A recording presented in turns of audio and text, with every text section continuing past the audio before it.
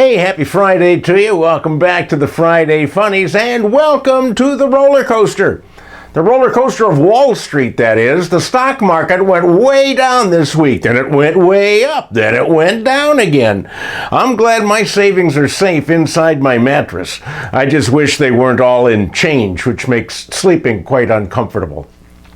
You know, people are very wary of the moves coming from the White House.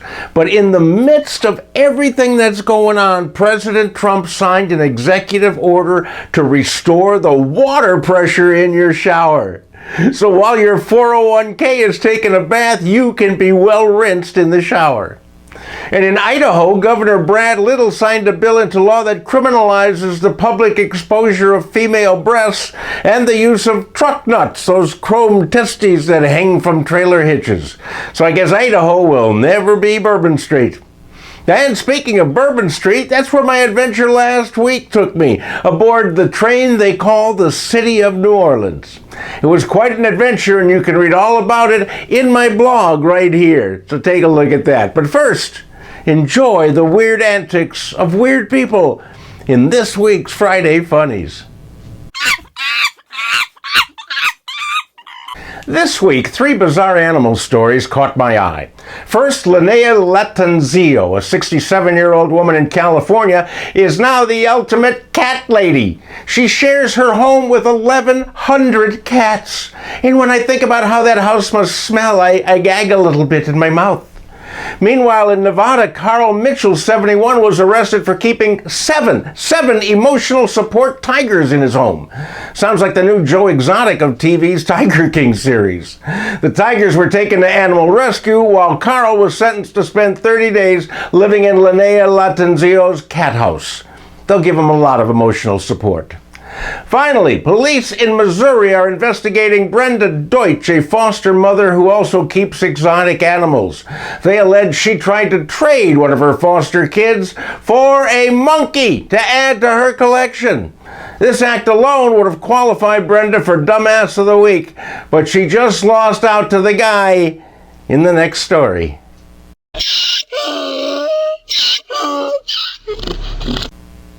I have never awarded the Dumbass of the Week to a man of religion, but Andrew Isker, a right-wing minister, he earned it this week. He claims that the scanners at the airport will make you gay. As you walk through the scanner and it beeps, you'll be patted down, and that will turn you gay.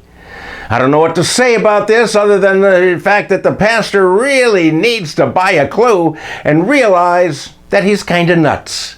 Until then, this man of the cloth is our Dumbass of the Week.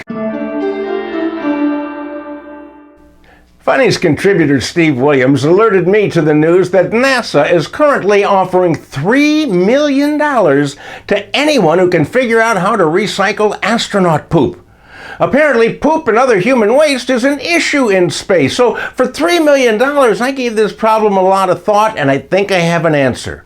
All they have to do is put all of the poop in a bag, big bag, and drop it on Congress. And no matter how big the bag of poop is, nobody's going to notice the addition of more BS in Congress. Problem solved. Please send me my check ASAP. Hey, that's it for this week, my friends. Thank you so much for joining me. Please take a look at my blog that I mentioned earlier to find out about my trip on the train and listen to my podcast, Another Day Above Ground. That being said, I'll see you back here next week.